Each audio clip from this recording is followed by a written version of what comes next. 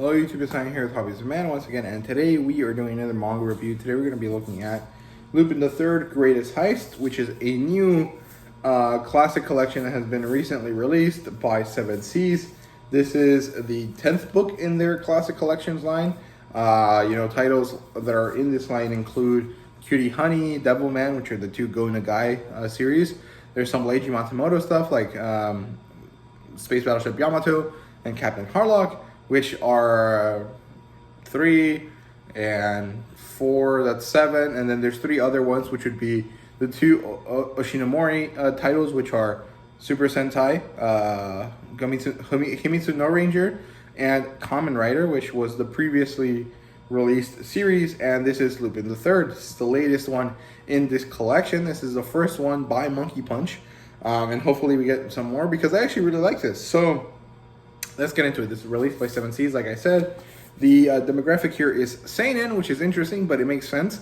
This is a James Bond type character. He hangs out with very hot women. He, does things with these very hot women, and he has this element of violence to him. So it makes sense that this would be a seinen title. However, it's very much in the same vein as something like City Hunter, and City Hunter is a shonen. So I'm not too sure that these distinctions matter all that much, but this is a seinen title. It was in a seinen magazine, and the genres here are action and comedy, and there is not exactly an adaptation of this exact book. However, this book has 12 different short stories that are by Monkey Punch across all of the times that he has published stories for Lupin the Third. So a lot of the series or movies that have been made of Lupin the Third are based on these. So it's not exactly an adaptation of this material, but it is, kind of informed by this material. So there's a small difference in distinction there, but it is a meaningful one. So, yeah. And the premise here is basically that these are the 12 best or most well-curated stories of Lupin the Third, because this book specifically was released in Japan as a way to pay tribute to Monkey Punch when he passed away in 2019. This is a tribute to his works, and it was published as a remembrance kind of thing, but also as a way to get new young readers into Lupin the Third. So there you go.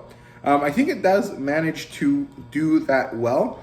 I am someone that has never been exposed to Lupin the Third before. I know about him tangentially. I know what it is, but I have never sit down and read any of it until today, or until I read this a few days ago. So that's really interesting, because I did actually manage to like it, and I found it to be very fun and interesting. So I definitely want to check out more of it. I definitely want to see if I can find some of the movies and see if there's more, manga material that I can read. So there you go. That's basically all there is to that. This doesn't follow a specific plot line and character development and world building, so I'm just going to talk about some of the stories in general and just talk about the book in general. So, Lupin the Third is an interesting character. He seems to be the descendant of Arsène Lupin. Arsène Lupin is a French character, very similar to Sherlock Holmes or James Bond, but also very similar to Robin Hood. He was a classy burglar, a classy thief. He would, go and interact with the high class. He would become part of their circle, and then miraculously and quite well, actually, steal all of their stuff. And the reason I know this is because of the Lupin TV show, or the Lupin TV show, which is on Netflix. It's Omar Sy. He plays a character who happens to be heavily inspired by Arsène Lupin in the TV show. Like, he read the books as a kid and wanted to emulate this style, and so now he runs heists in the style of Arsène Lupin. And I think it's actually a really good TV show. You guys should check it out for sure. The first season specifically was immensely wonderful. The second season did suffer a little bit because they had to close up the story. However, it was really, really good. I do recommend it. So I learned about Arsène Lupin through that. I like that show. And then my roommate gave me this for Christmas, and I really appreciate it because it's a really interesting read. Really liked it. So there's 12 different stories, like I said. The 12 stories are the Lupin family reunion, the dashing entrance of Lupin the Third, One Man, 180 Roles, The Magician, Spaghetti Jigen, The Coming of Guillemon, Deathmatch, Fujito versus Lupin the Brat, Dead Heat, Lupin's Lullaby, The Lupin Who Loved Me, and then Treasure Hunt Part 1 and Treasure Hunt Part 2. There's also a small tribute to Monkey Punch, which is more of a like eulogy type message. This kind of moment where the guy that organized this, the editor that organized this, kind of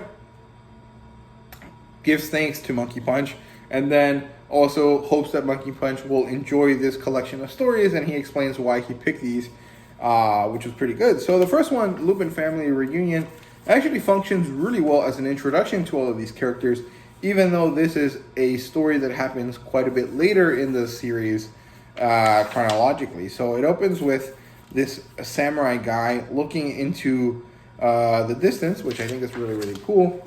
And then you get to see Lupin and all of his friends come together and interact. So that's basically it for that. A bunch of other stories kind of have different things going on. My favorites were probably the reunion of the Lupin family, or the Lupin family reunion.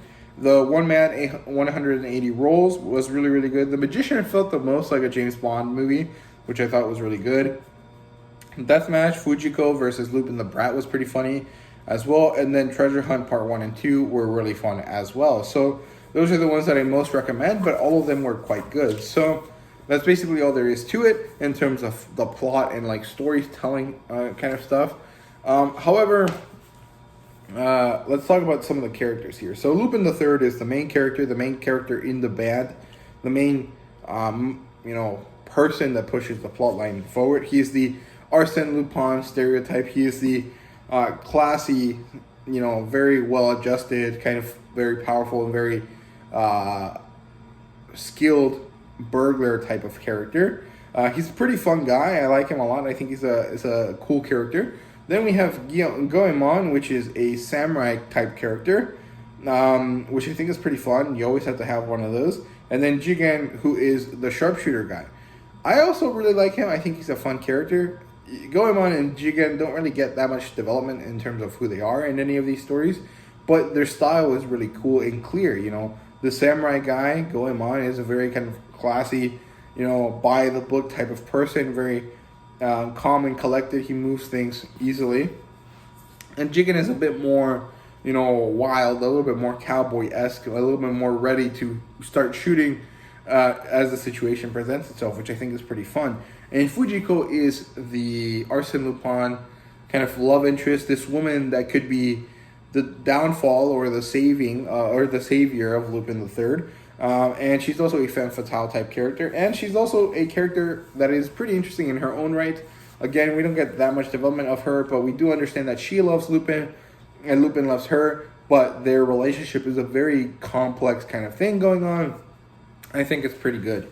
So I like that a lot. And then we get Senigata, who is the detective that is always chasing Lupin and his friends.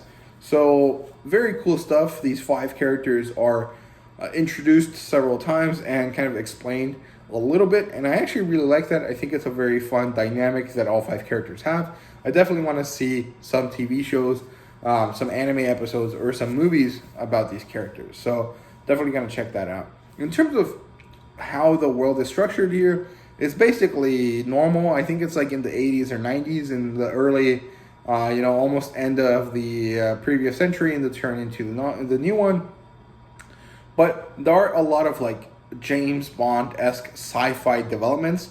Like there's this thing that happens to be this chemical that allows everything to bounce off you, which is used as a way to evade harm. There's this other thing that they mentioned that's also some sort of fancy chemical. And so there's these kind of like high-tech moments here that are very similar to the campy technology of like an old James Bond movie. So I thought that was really cool.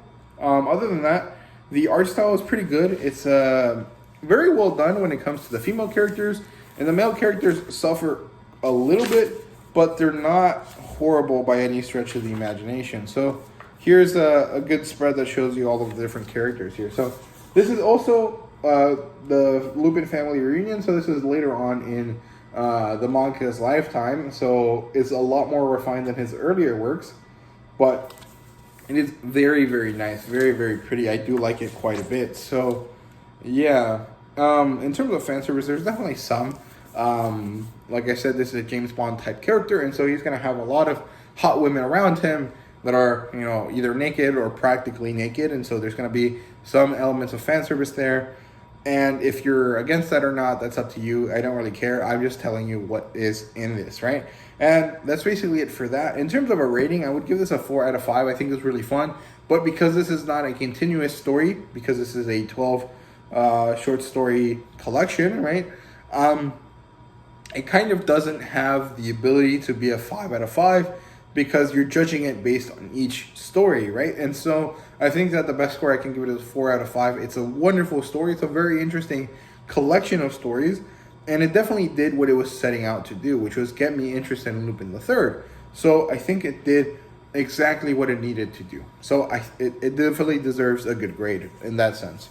It was also really fun to read, so there you go. I definitely recommend this if you guys are interested in Lupin the Third. However, I don't necessarily know if this is going to be the best thing for people that are already into Lupin the Third, but it's definitely a good read for someone that wants to get into it. So there you go.